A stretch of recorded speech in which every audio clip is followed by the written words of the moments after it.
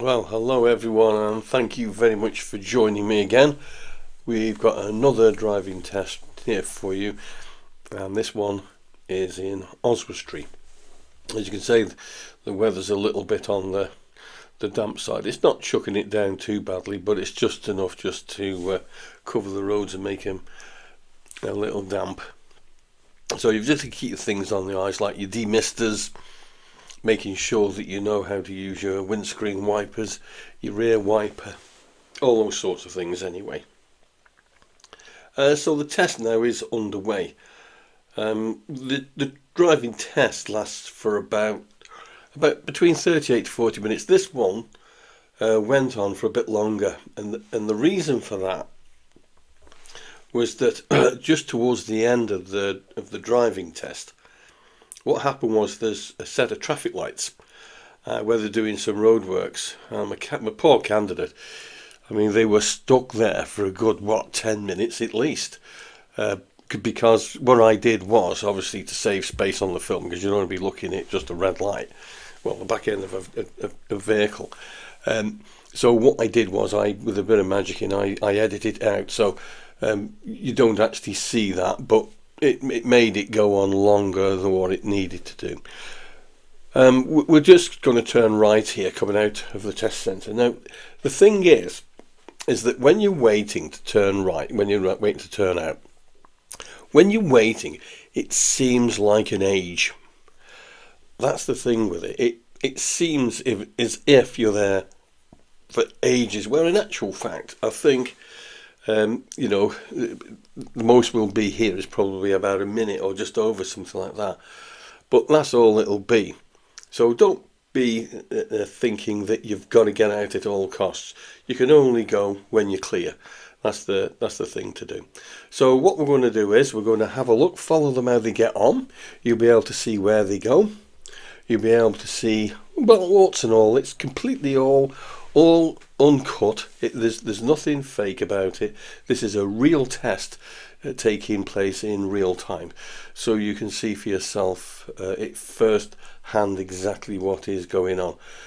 I'm a bit snuffly. I'm just recovering from a bit of a cold, so bear with me, and I do apologise if I keep snuffling through the video. I'll try to avoid it if I possibly can. So we're away. The speed limit along here is 30. So as you've pulled out, and as you're pulling out of there, the thing to do now, of course, is to check the mirrors, so that you need to know what's at the back of you at all times. So there we are, we're driving along. This car, the car that I use, has got automatic sensing wipers. So the thing is with it is that it takes the skill away from the driver, really, because once it's set, it just wipes and switches off automatically. So if you start chucking it down with rain, it will switch on. If it goes off raining, it'll switch itself off. That's what will happen. Same thing with the headlights. If it goes a bit dull, what will happen is that the headlights will come on themselves automatically. Again, I think that these things, although that on modern vehicles today they are quite seen as being convenient, but I do believe that they take the skill away from the driver a little bit. So we're away. We're joining up now into the main road, and away we go. So we're picking up speed there quite nicely, and that's the thing to do. Is, don't be afraid of it. Just get gone. I know this sounds really stupid, but the driving test is about, can you drive, not can you act. It's about, can you drive the car. So if you've got, say, a national speed limit, 50 speed limit, or 60, or whatever it is, then providing that you're safe to do so, just get the car up there, providing it's safe. No one's saying that you've got to race, but at the same time, you don't want to be whereby you're dawdling everywhere. They're not looking for that, so don't try and dawdle. So within that short space of time, we've gone from a 30 speed limit, 50 speed limit, and now we're into a national speed limit again now. So we got a nice long straight here. Now what will happen is in a few minutes, we'll be turning off right, and that'll take you into, what was the thing, a little village called Morda, and you'll be going there. Now, the interesting thing to remember is that I don't think it really matters where you take your driving test in many respects, because you see, one housing estate is pretty much the same as another housing estate in many respects. They're all pretty much the same. The only thing that you will find a bit strange with different test centres that you go to, some of the road layout, like say for example, like some of the more complicated roundabout layouts, you may get that really, but that's about your lot. But the rest of it, it doesn't matter where you go, it's pretty much the same. I mean, this road that you're going down now, that could be anywhere in the country. It could be just outside of Preston, up the north there. It could be outside Lincoln. It could be down as far as Kent. It could be anywhere at all. And you'll be driving this exactly the same way. Now, what the examiner's always looking for is, can you drive safely and courteously with due consideration to everyone else? Have you got this car under control? And that's what is primarily there. You've got to make sure that you can demonstrate to the examiner that you are in control of this car, it's not running away with you, and that you can control it. Now, during the test, as I've said on many of my other videos, that you'll be asked to pull up and stop on the left about probably 5 or 6 times during your test. Now, what they're looking for is, of course, this mirrors signal routine. It's the mirrors signal maneuver. You must always try to remember that. And that's one of the things that the examiners are always interested in. So we're going to be asked to pull up and stop on the left very shortly, I should imagine. What the examiner is looking for, of course, is the mirror checks. So they'll be looking over towards the candidate. Bit of a clip with the curb there, only a little bit, but not a lot to worry about. It'll go down as a steering fault, but nothing really much to worry about. So as soon as you're stopped, handbrake on, take it out of gear. Your examiner will now ask you to move off when safe to do so. We're going to be turning right here, I think, are we? Or is it further up? No, I think it's this one. Yes. So when you move off, when you pull up and stop on the left-hand side, make sure that you have cancelled that indicator. It is vitally important. Dealt with this all right as well. Got the speed right down there, you know, because the pedestrian was there in the middle of the road. So the candidate on the test there did really well. They slowed right down. They didn't just drive straight past them, which is a good thing. So yes, make sure that you've cancelled that signal. A lot of people, unfortunately, they leave the indicator on. They get used to the indicator clicking away. The examiner's not there to instruct you at all. They're just simply there to see how you get on. So what will happen is that the examiner will say to you, move off whenever it's safe to do so. So this is why it's always important, make sure you get rid of that indicator. So before you move away, it's always mirrors. Look over your right shoulder to your blind spot. Find out where your blind spot is and understand it. Don't just look over it because you've been told to do it. Actually understand what the blind spot actually is. We're going to be going left at the end of the road. That there was what they call the angle start, whereby they ask you to pull up behind a stationary vehicle like they've just done there, and leave about a car's length away from it. And that's what they call move away safely and at an angle. So we've gone to the end of the road there, turn in left, and away we go. So your mirror checks again. Moving away, and now reposition back your side of the road. Nice one. That's it, just got to get further up to the white line. A little bit too short there, just a little bit. A little bit further, that's it, lovely. That gives you the best possible view. So you need to know how far forwards that you can go into your car and get used to doing that. You need to practice those exercises where you can get the car to go as far forward as you can without sticking out into the middle of the road, and you need to just go through that. So away we go, and we're still in the 30 speed limit, and away we go.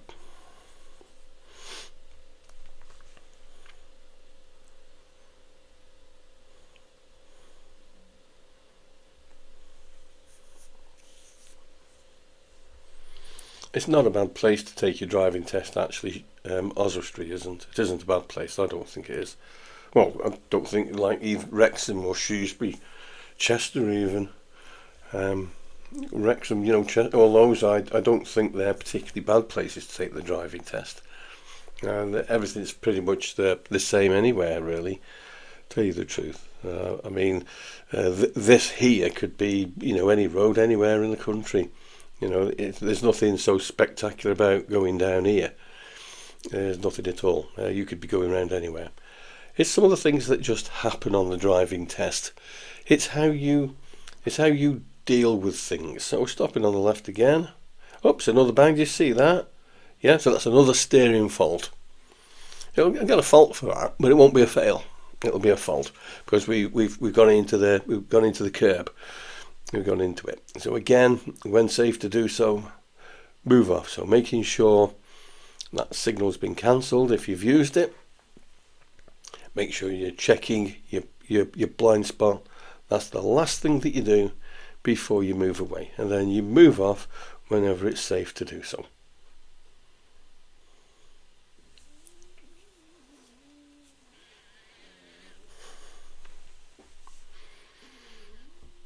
One of the big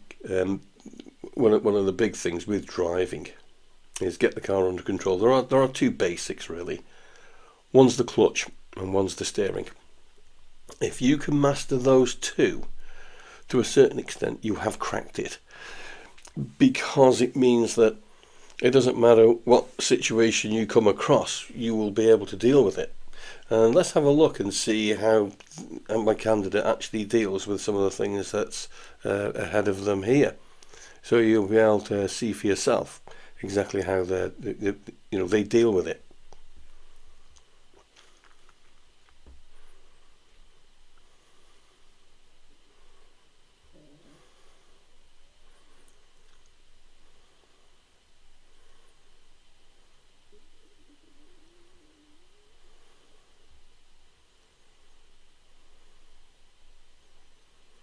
Some of these places, especially some of the old towns like Oswestry, they do have cars parked here, there and everywhere, and some of the streets they are quite narrow, and they weren't designed for the motor car that we have today anyway. That's the thing. You'll see most of these like older buildings here on the side. There's no driveways for them at all, because when they were built many years ago, no one had the cars anyway. They didn't have them, so they didn't really need it. It's only when you come onto these more modern estates now where you've got driveways and garages. That's because now you have to take the motor car into consideration. So we're at the traffic lights. We've kept a nice distance from the vehicle in front. That's good. All right, a bit, for my taste, probably a bit too much, but it doesn't matter. I'm only being nitpicking there. As long as you can see the tyres there on that, where is it, an Astra, is it? I don't know. The vehicle in front. As long as you can see the tyres on the tarmac, then you're far enough away. So that's okay. That is there. There's nothing to worry about that. So we're just waiting for the lights to change, and we'll just have a look and see where we're going to go out.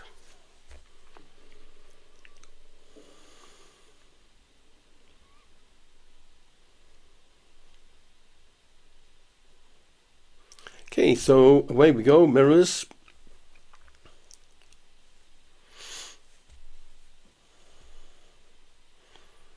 Okay, so there we've turned left. Now that's fine, nothing wrong with that.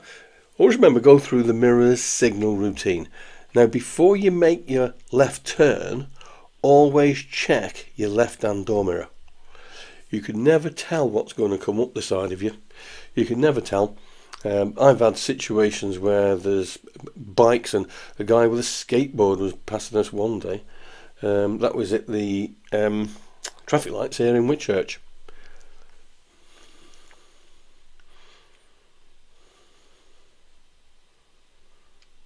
Okay, so oncoming vehicle, meet the situation, keep well back.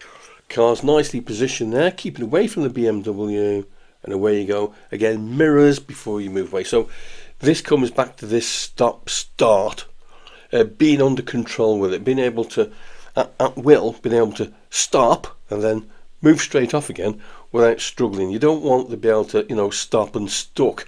You need to be able to stop, then move straight off again. Again, you've got to think what's coming straight at you, what could happen.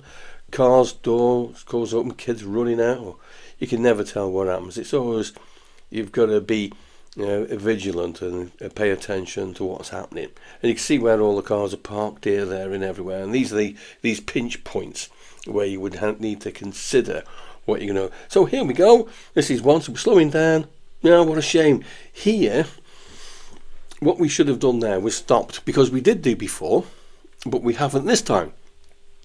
It's not really close. It's not really close, but the point is that we could see the car coming, so therefore stop. Don't try and force your way through. It'll only take you a second. That's all it'll be. It's been able to stop, now move straight off again. So yeah, the van, he's held back, which is to let you out, which is fine. There's nothing wrong with it. Same thing here, going through all these, weaving through the cars here, weaving through them, going round. Now, in a moment, I think the video jumps, because I think there's a frame missing here somewhere, because I know I went through it, and I think it jumps here somewhere.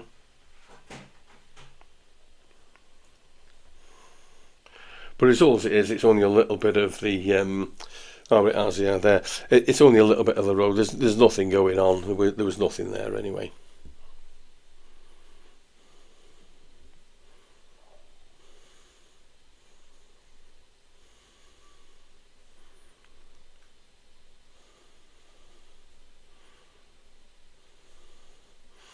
Nice and steady up to the end, looking both ways. If you're clear, continue out your way. That junction is quite a nice wide open one, and it's on a bit of a bend, so when you look both ways as you're approaching it, you can see clearly both ways, and that's the beauty of that one there. That's the beauty of it. So again, we're coming out, and away we go.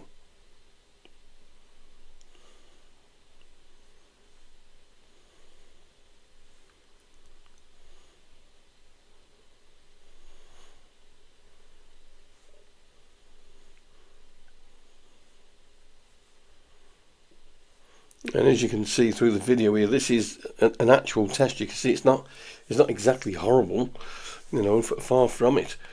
Is all you're doing is just driving the car. That's all there is to it. You're only doing that. That's all you're doing, and that's what you're going to keep in mind. You just got to be able to drive safely and courteously. Okay, so again, looking ahead. Are you safe to go through? Yep, nothing coming there. Hi Nina, is it Nina? No, it might be, I'm not sure. Hello Nina, if you're watching anyway, hello. Here, you've got to turn left. If you rewind the video back, you'll see the no entry sign right in front of you. So that's where you would have to turn left. That one there.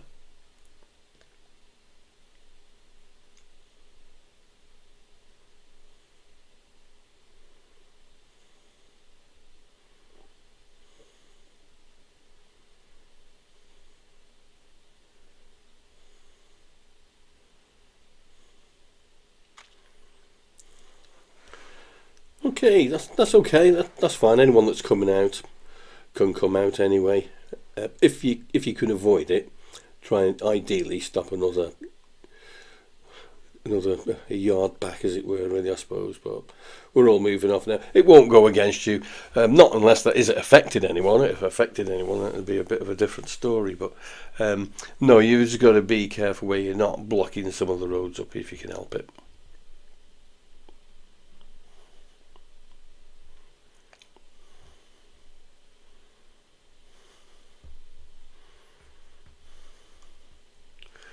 So going back towards the town again.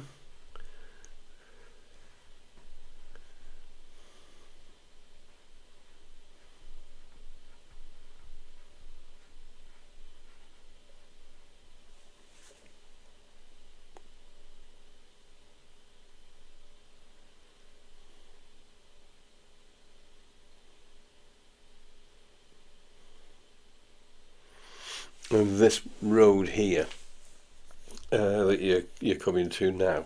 There's no right turn here. You've got to go left here. You've got to.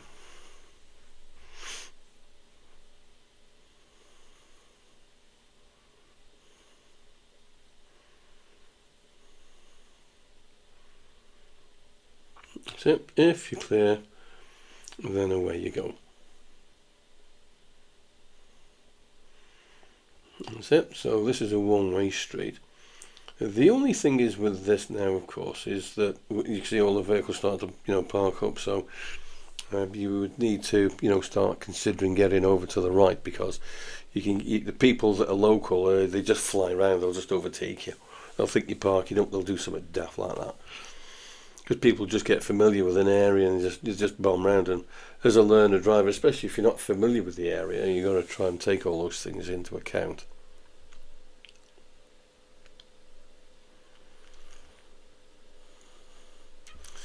So following it round, turning right. Oh right, we missed it. I won't. Okay, not a problem. It's not a problem at all. What was happening there is that it would be turn right, that one there, but it's not a problem at all. You don't get stressed over it. It doesn't matter. It's all you would do is just find somewhere safe and turn it round. That's all you've got to do. And as you see, you've got a nice big car park here anyway. But what you've got to do is bring the speed down now.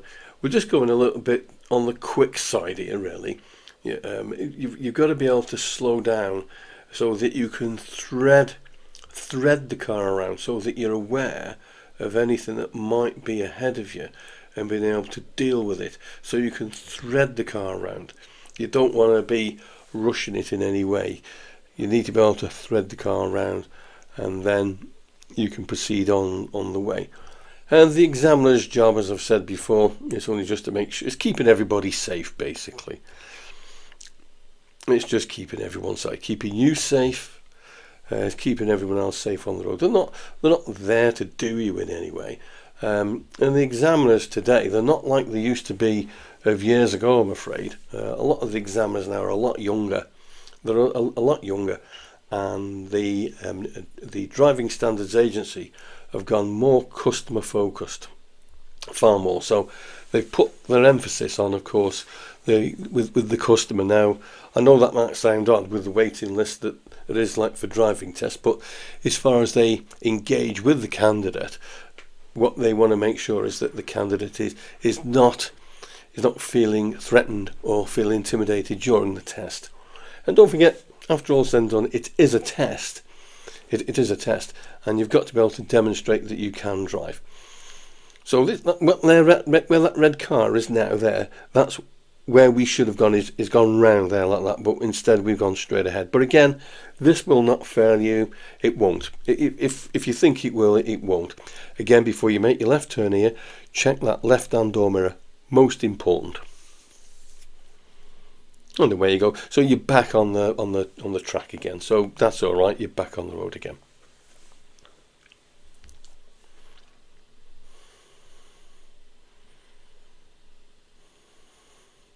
Notice how we rolled. Notice how the candidate then, where they rolled up to it. They didn't stand on the foot brake and cause the car to violently stop. What happened was the car rolled. And as the car rolled virtually to a stop, the lights changed, which means then they were into first gear, and then they could just pull away smoothly. That's good driving, that is. It is good driving. Give the examiners, I shouldn't use the word examiners really, but give your passengers a nice ride round. Make the journey smooth, so the car, when they're in it, they are having a nice smooth ride round. They don't want to be shook round like a pea in a tin can, being shook round everywhere. They don't want it. It's not enjoyable for them. They're not going to thank you for it. So try and make the car glide. This is why the car control is so important. The control over your clutch and your steering. Make your braking smooth and progressive, and making your acceleration also smooth and progressive, and thinking and planning ahead so that then you can iron it all out. The other thing to remember is that when you're manoeuvring around, when you're looking around, or when you're doing anything, is always be paying attention to what's happening. Be attentive to what's happening around you. You'll never go wrong. You just need to pay attention to the things that are there. They're probably not right in your face, but they are just there. They could be by the side of you. You wouldn't know about it, but they are there.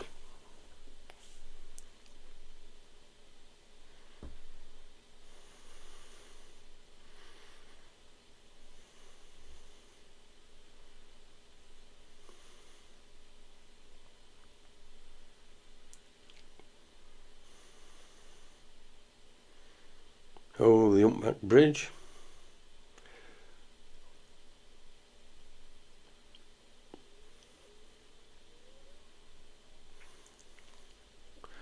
Then you've got these roundabouts down here.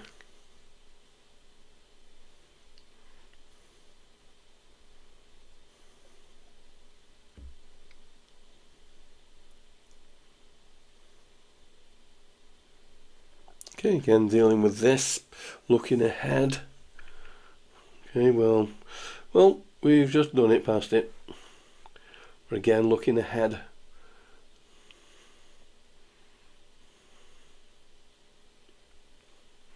Again, being mindful of the fact these cars could move off, car door could open, anything could happen.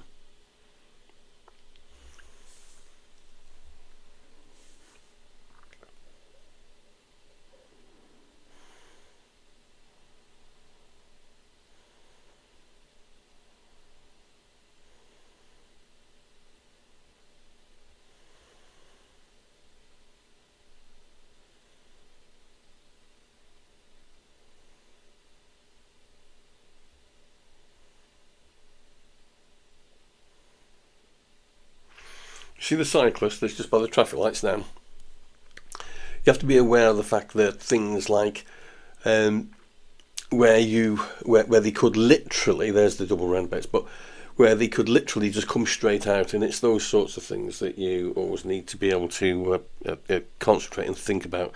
It's looking for things like that.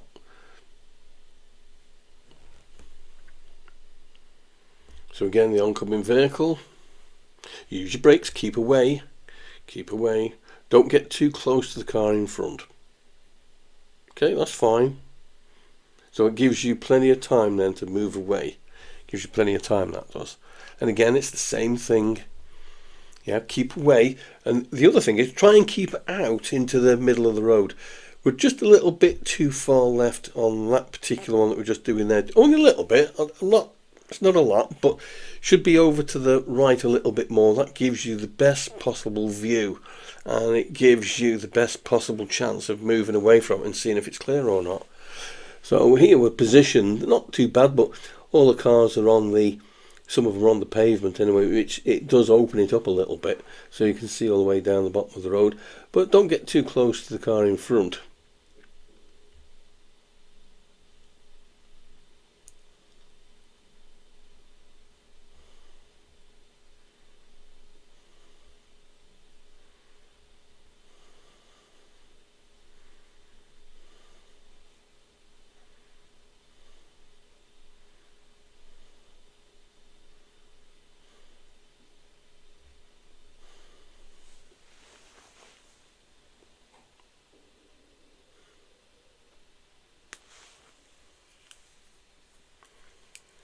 And car coming towards you. Should be giving way really, because we did have space.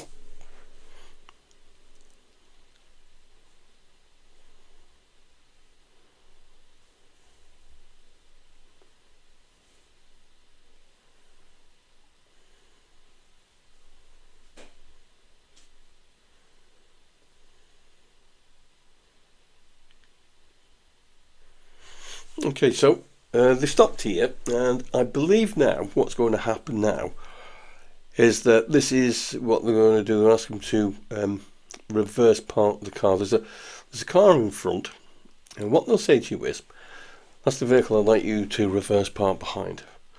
So if you let the stop alongside it, and then reverse back until you're parked at the back of it, keeping reasonably close to the curb. Move off whenever you feel comfortable in which to do so. Now, if you don't feel comfortable at this point, you need to just stop the car. That's all you need to do. Just that's all you do. Because don't forget, you see, you are on a live road. The traffic is there. Now, the only problem with this is now, and I know what's going to happen now, is that my candidate's going to try to rush this to get out of the way of them coming at him. See, that's the problem. They're trying to get out of the way. So it'll just go a bit too quick. And this can affect things like control, your accuracy, and of course your observational skills as well. It can affect that. We're having to adjust it again, but it's not a problem. If you're adjusting it, it's not a problem at all. But what you've always got to be aware of is, are you paying attention to what's happening at the back of you? Are you looking? And once you've completed the manoeuvre, then you just pull up and stop. And that's all you need to. And then once you've completed it, what will happen is then the examiner will just ask you to move off again whenever you're ready. And that's all it'll be. So whenever you're safe, you move off whenever you can. So have a look, make sure you're clear before you go. There he is, flashing his lights merrily at us.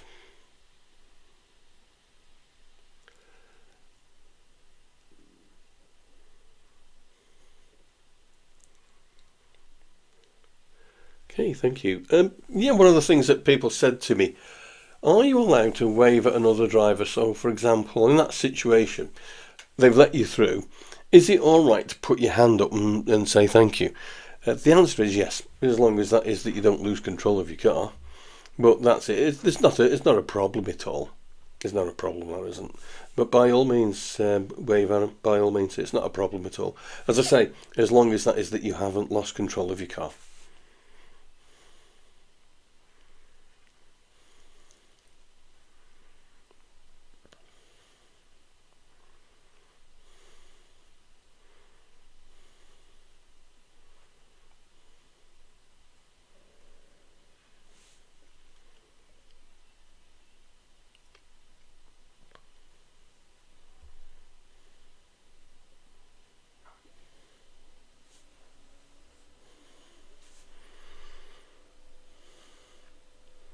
Okay, so the speed limit's altered again.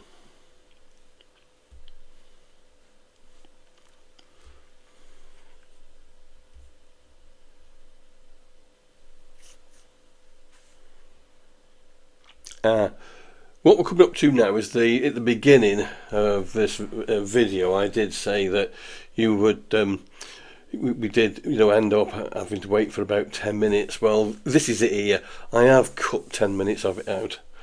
Or something like that, but we did stay there for quite a considerable amount of time. The other thing is, of course, that the video clip jumped, and I don't know why. I think it's a glitch in the camera or the card, something like that. It's took us straight onto the onto the roundabout there. That one has there. What the examiners asked them to do is to follow the road, the 483 towards Welshpool. Now, I'm using now my secondary camera that's on the outside of the car. So now this just shows you now the bit that's missing, as it were. In other words, without the jump, and then we'll rejoin the main video in a few moments. So we're going through the roadworks, and where we're going is we're turning right at the roundabout. It's the 483 towards Welshpool. So you're approaching it, indicating right, and what you've got to do now is get into the right hand lane. Now we are in it. We are in it now. This is the bit that you've got to be careful of. It's just here. Because now, as you're coming round, what you'll need to do is to come over to your left-hand side so that you go straight into the lane that's for the 483. I mean, it's very misty on this camera. It's on the outside of the car. But you'll see we're in the 483 there, which is correct. So what we need to do now, see that curb over there, we need to go over towards that now, because we're in the one here for Oswestry. So we're in the wrong lane, effectively. Okay, right? But here's the interesting point. Will it fail you? And the answer is no, as long as you look. Now what's happened here is the candidate is looked. So in other words, what they've done, back to the original now. So what's happened there is that they've realised they're in the wrong lane, indicated over to the left, and then looked over to the left-hand side. It's clear, or someone spotted them, it's okay, there's not a problem. It's when you just willy-nilly just swerve over. That's the bit that will create the fail. But if you just have a look before you leap, then it won't go against you at all. It goes down as fault, but it's not a serious one because it hasn't affected anybody. So that's virtually the driving test over with. And there it is. Pretty much done with. It's just back towards the test centre now. So we're going to be turning right here now at the traffic lights.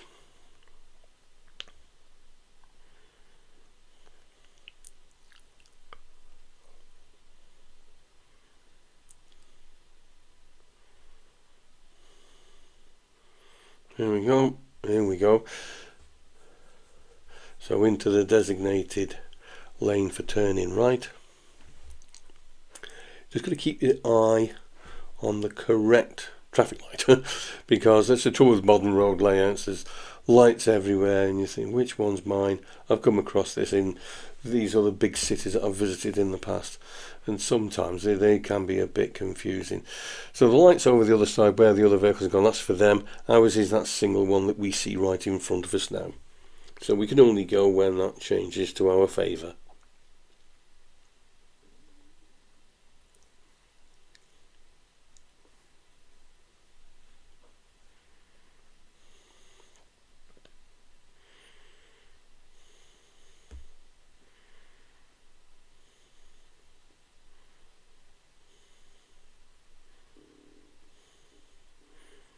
I think I should have edited this one out a little bit, really.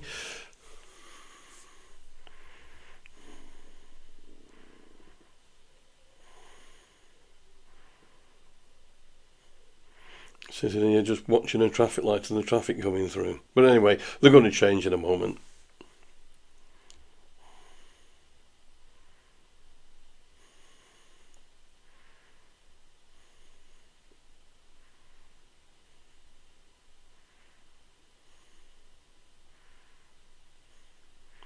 And off we go. So we're back into towards Oswestry, towards the test centre again.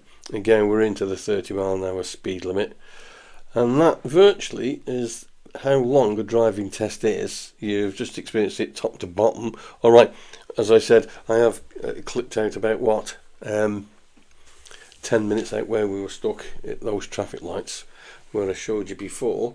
So there you are. That's the end of the driving test. I hope you found it useful and that it gives you some insight as to what happens on a test, and that there's nothing really to be worried about or afraid about. It's not a bad experience at all. It's all you're doing is you're driving a car. You're not having to do anything fantastic. That's the point I'm trying to make. We're simply just trying to demonstrate to the examiner that we are safe to be let loose on the road with everyone else, and that's it. So the examiner's job is to keep everyone safe, and what the driver's job, the candidate's job, is to demonstrate that they have that ability. So we're turning in towards the test centre.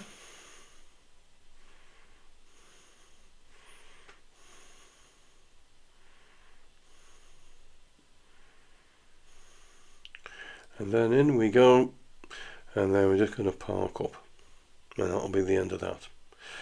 Anyway, everybody, thank you very much for watching, and keep your eye open for future videos, and all the very best, and thanks for watching.